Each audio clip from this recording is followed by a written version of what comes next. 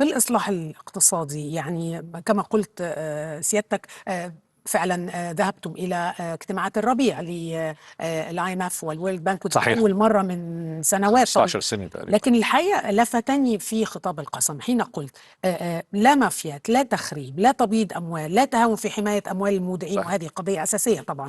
ولكن سيادة الرئيس، هذه قضايا متجذرة لسنوات، ولكل إصلاح مقاومة. كيف تتعامل مع هذه المقاومة؟ ما عندنا خيار.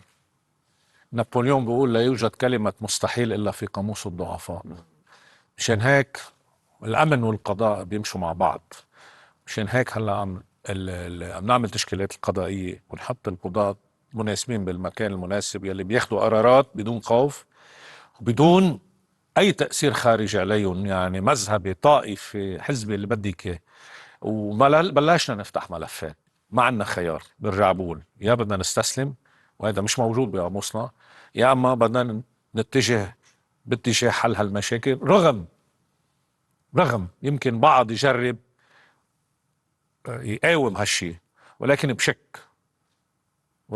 بشك لانه عجلة القطار انطلقت وما حدا رح يوقف بوجهها.